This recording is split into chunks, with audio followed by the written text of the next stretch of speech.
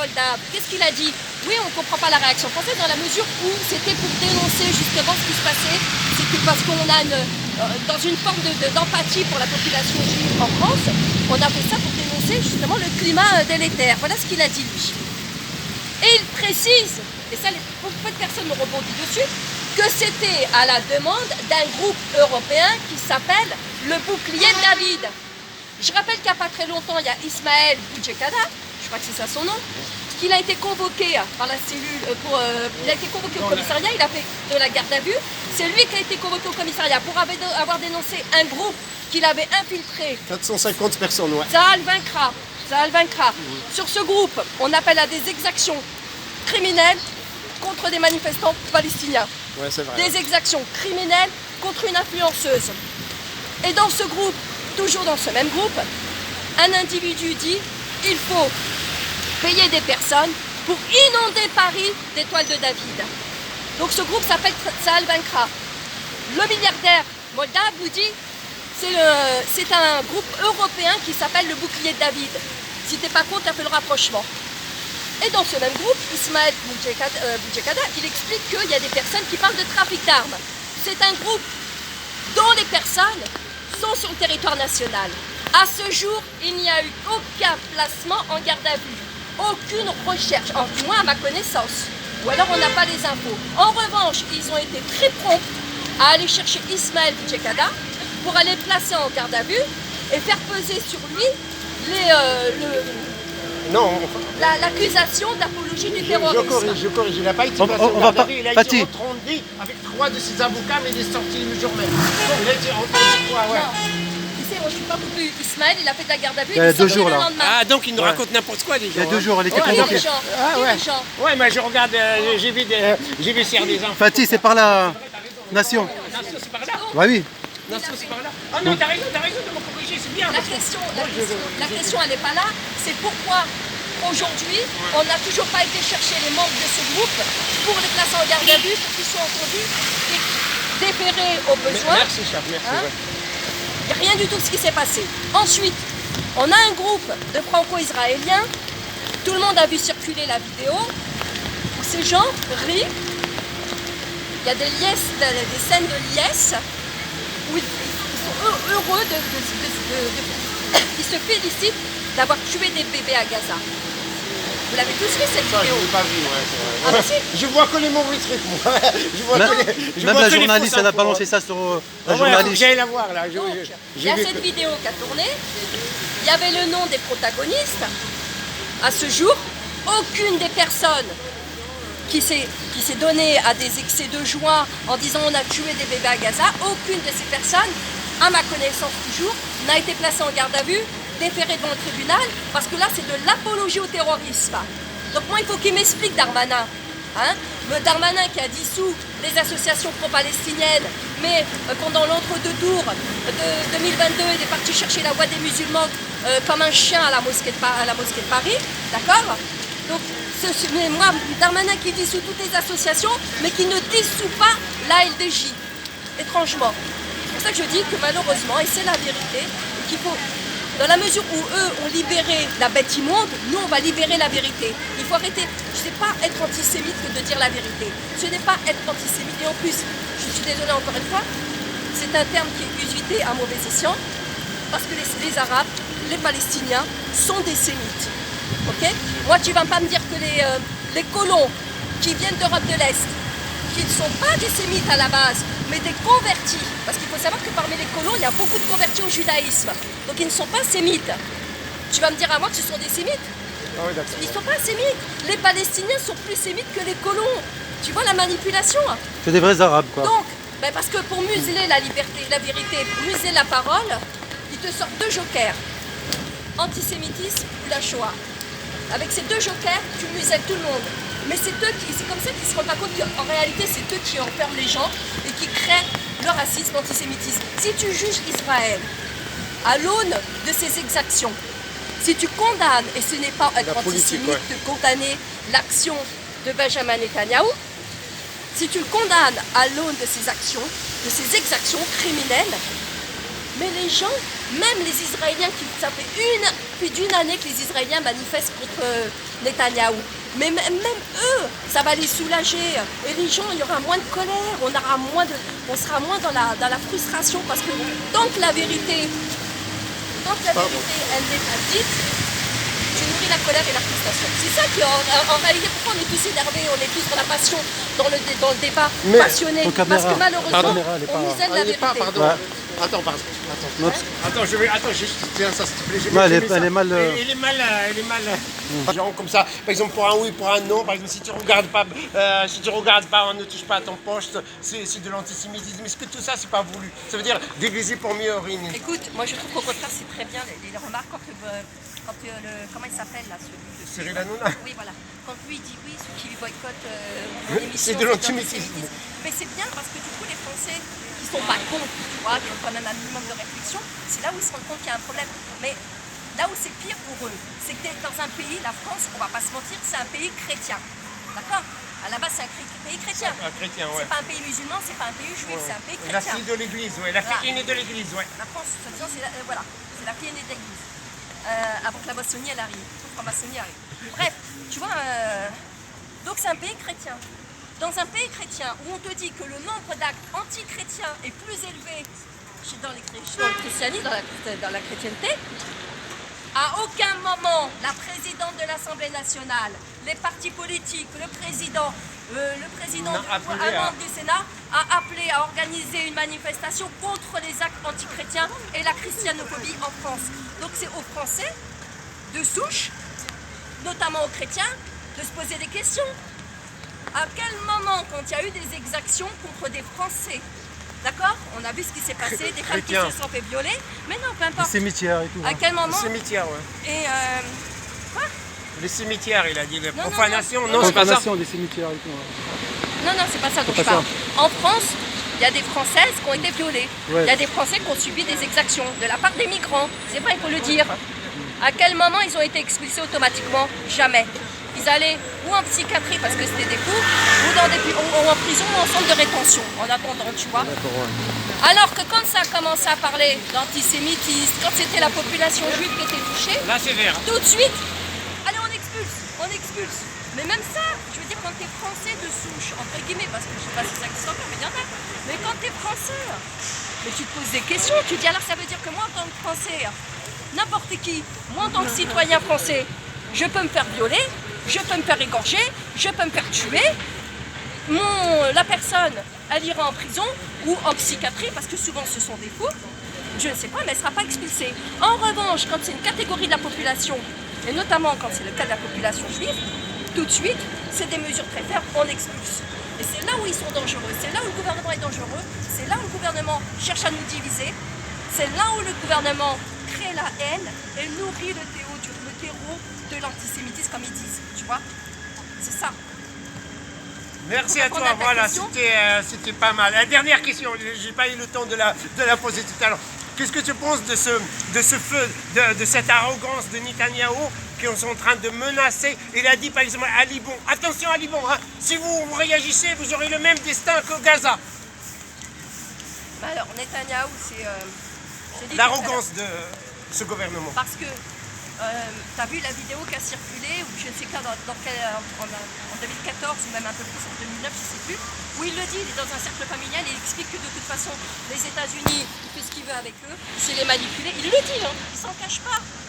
C'est toujours, pour en revenir au propos que j'ai tenu tout à l'heure, tant que tu donnes un sentiment d'impunité à ces gens-là, c'est comme si tu leur donnais un chèque en blanc, vous pouvez faire ce que vous voulez, on est intouchable, on peut tuer, on peut exterminer. Et je reviens encore sur un truc, pour moi ce gouvernement c'est un gouvernement nazi. En France, on te dit que le Rassemblement national c'est des fachos, oui ou non? À chaque fois ils nous disent c'est un gouvernement d'extrême droite extrêmement dangereux, faites attention, sont des fachos, etc. Mais quand c'est l'extrême droite nazie israélienne, moi j'insiste sur le mot nazi, parce que toute la sémantique et même le comportement du gouvernement nazi-israélien a emprunté à la sémantique des nazis. Exterminer, gazer, raser, tuer, mais toute leur sémantique, ils empruntent tout à l'idéologie nazie. Et Et je vais aller même un peu plus loin parce que eux, ils sont dans un concept, entre guillemets, de race pure. Mais c'est du nazisme. L'eugénisme, c'est le nazisme. Ils ont stérilisé des femmes éthiopiennes en Israël. Ils ont stérilisé des femmes éthiopiennes parce que les falachas. Ouais, ils sont noirs parce qu'ils sont Voilà. noirs. Ils veulent À pas de- leur insu, parce qu'ils ne voulaient pas mélanger, diluer leur identité, leur race. Mais ça, c'est de l'eugénisme.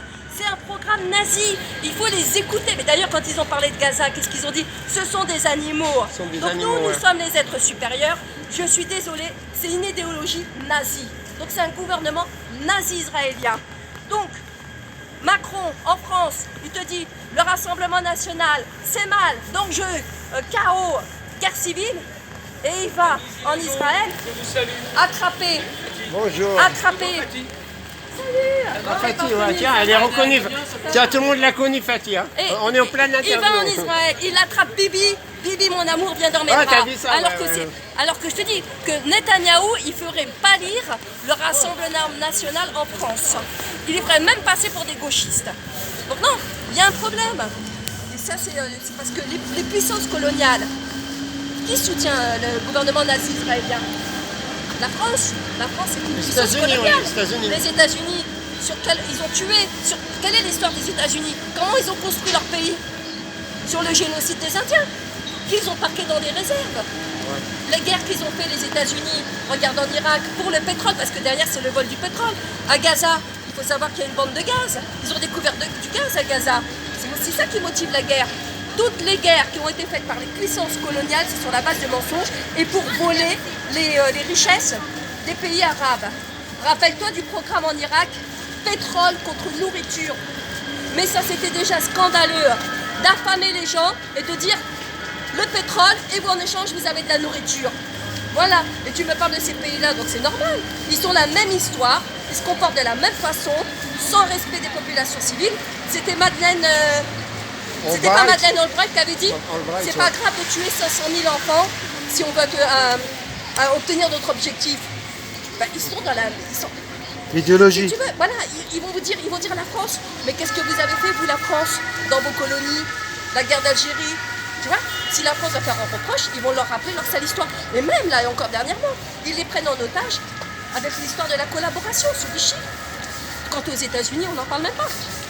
Aujourd'hui, ils sont tous partis en croisade. Il ne faut pas qu'on se cache. C'est qu'ils sont partis en croisade contre le monde musulman et malheureusement, on a les arabo-sionistes qui sont les premiers. Moi, j'ai toujours dit, les premiers à condamner dans cette histoire, c'est les arabo-sionistes. C'est l'Arabie saoudite. C'est les Émirats arabes. Tiens, McDo, il est bien protégé là. Hein. Macron, il est bien. Ah oui, d'accord. McDo. Ouais, dans le McDonald's, ils l'ont bien protégé, les amis, regardez. Là, ils l'ont bien protégé, McDonald's. Voilà. Donc, voilà, je rappelle que McDonald's. Pardon. Pour le bon côté,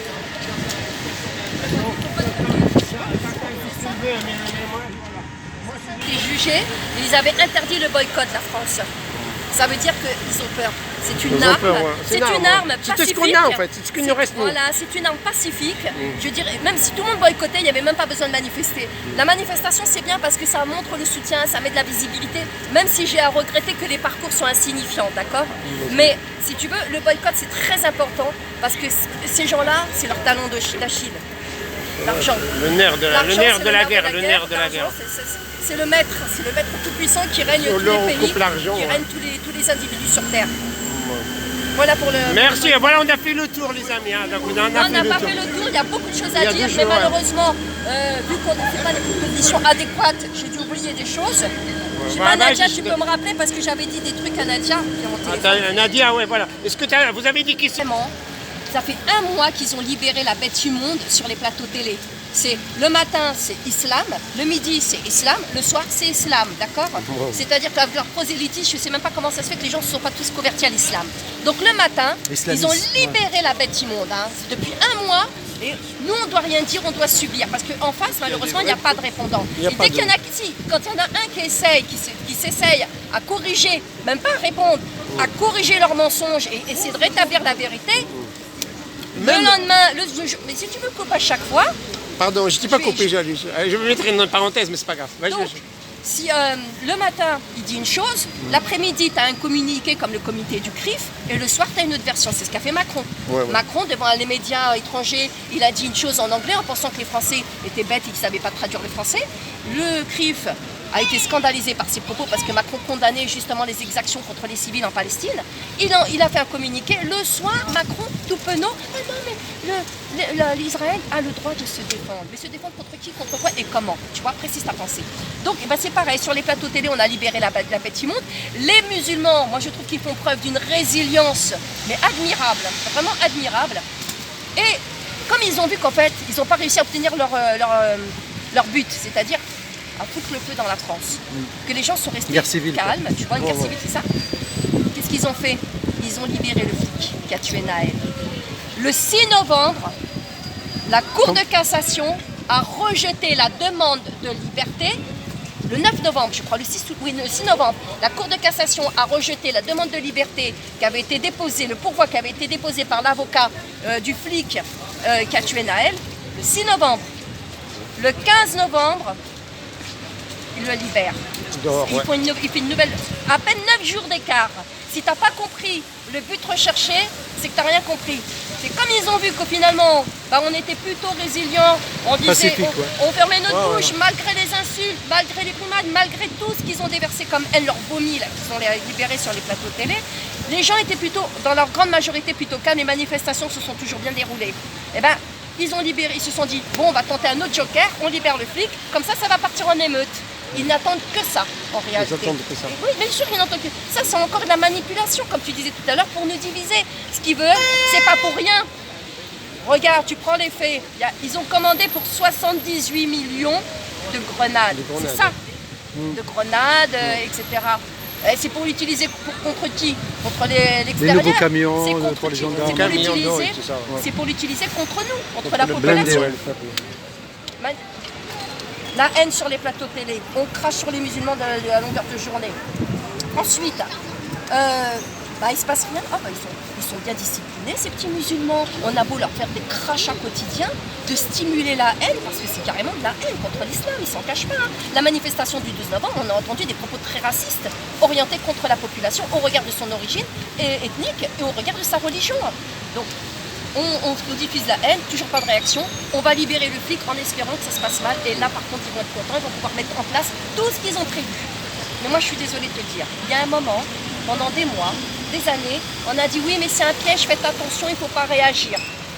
Ça fait 5 ans qu'on nous dit non, c'est leur projet, nous diviser pour qu'on aille dans le chaos, la guerre civile. Qu'est-ce qui se passe aujourd'hui? Grâce aux légalistes qui nous ont dit soyez de dociles moutons, de dociles citoyens, fermez votre gueule. Et ils ont annihilé la colère légitime parce que la colère elle est saine. C'est normal d'avoir des expressions, hein. C'est normal d'être énervé. Hein. On va pas avoir le visage impassible comme eux. Ils n'ont pas d'expression, ils sont inexpressifs parce qu'ils sont vides à l'intérieur. Nous on est la vie, eux ils sont la mort, d'accord? Donc ces gens, ces légalistes, ils t'ont dit oh non mais arrêtez, on va déclarer les manifs, rentrez dans les rangs, soyez encerclés par des flics et ne bougez pas une oreille. Même en déclarant, même en manifestant dans les clous, tu te fais verbaliser, tu te fais fracasser, tu finis en garde à vue. Ils trouvent toujours le moyen de provoquer, d'accord? Ça on l'a vu. Ensuite, ces gens qui annihilent la colère légitime, tous les ans ils nous ont dit non surtout ne tombez pas dans le piège, c'est une provocation pour créer le chaos, la guerre civile et patati. On n'a rien dit. Et petit à petit, ce qui était un état de droit hier, avec le principe c'est la liberté, la restriction c'est les restrictions de liberté, ce sont les exceptions, et bien on est maintenant dans l'inverse, c'est-à-dire que le principe c'est les interdictions, et l'exception, c'est la liberté. Et aujourd'hui, ils ont piétiné nos libertés de sorte que tu vas à gauche, tu peux rien faire, tu vas à droite, tu peux rien faire. Ils ont mis en place un outil répressif avec les amendes, 135 €. Maintenant, on apprend que le prochain confinement, si quelqu'un, s'ils nous mettent un confinement, parce qu'ils préparent tout ça, c'est 750 € si tu enfreins le confinement. Ils mettent en place, ils ont tellement piétiné nos libertés, ils nous ont tellement testé, puis ils ont vu qu'on était tellement dans la docilité, pas la servilité, mais carrément la docilité. La servitude volontaire. Voilà, comme il disait Étienne de la Boétie, le consentement, la servitude volontaire, et puis on est devenus des petits pions dociles. Et bien aujourd'hui, tes libertés sont restreintes. Et bien je suis désolée, même si c'est une énième provocation, on ne va pas attendre tous les ans qu'à un point qu'on va être pucé, étiqueté, tu vois ce que je veux dire? Il y a un moment, il va falloir qu'on monte les bras. Il y a un moment, il va falloir qu'on leur dise stop. stop, on ne peut plus. On ne peut plus accepter l'inacceptable. On ne peut plus accepter ce qui est en train de se passer, le vomi, parce que vous libérez la bête immonde sur les plateaux télé, vous libérez la bête immonde au sein de l'Assemblée nationale, on a libéré la bête immonde, d'accord? Au sein du Sénat, on a libéré la bête immonde, partout on a libéré la bête immonde, et dans les médias. Parce qu'il faut savoir que dans les médias, et ça j'attends toujours qu'on aille chercher les médias, les journalistes qui se sont rendus coupables de ce comportement. Il y a une Bénichou, une nana qui a témoigné, c'est une journaliste, qui a fait un témoignage. Dans les rédactions, tu as des journalistes, quand il y avait un bombardement sur Gaza, qui sautaient de joie, ils faisaient la fête. Ah mince, alors. Dans nos j'ai même rédactions pas vu ça. françaises. J'ai même pas vu ça. Et Ouais. que des journalistes qui Révèle issus ça, d'immigration, des Maghrébins, tu vois, des Franco issus d'immigration, ils sont mis au banc et on leur dit non, toi tu peux pas traiter de ce sujet-là. Par contre, il y a eu des scènes de liesse, bombardement de Gaza, des journalistes ont fait des scènes de liesse. Elle l'a témoigné. Tu vas sur Cerveau non disponible, tu retrouves son témoignage. Et c'est une journaliste qui te dit ça, qui témoigne de ce qui se passe dans les médias. Elle n'a pas cité les médias, mais elle a dit... Mais ils sont corrompus, ça Elle n'a se pas voit. dit le nom des médias, mais moi ça m'intéresserait de savoir de quels médias. On sait Même si lesquels, se doute. hein. On sait lesquels, on Donc sait. tu vois, plutôt que de faire République Nation Bastille, hop, on va devant ces rédactions et on demande à ces gens qui se sont réjouis quand il y a eu des enfants qui sont morts à Gaza de descendre. Ces gens-là, soit ils vont les chercher, soit on va les chercher. De la même sorte que les chasseurs de nazis ont traversé le monde entier pour aller chercher les nazis, les ramener devant la justice, les faire condamner, on ira chercher tous ces nazis, nous, pour aller dans leur trou à rats, juger, ouais. les faire juger et condamner. Donc c'est soit l'État français prend ses responsabilités telles qu'elles sont prévues dans la Constitution française, d'accord? Soit à ce moment-là, il ne prend pas ses responsabilités, il se met en faute et on n'aura pas de choix, nous, que de faire ce travail. En revanche, on va les chercher, on vous les présente, coup de pied devant ton tribunal.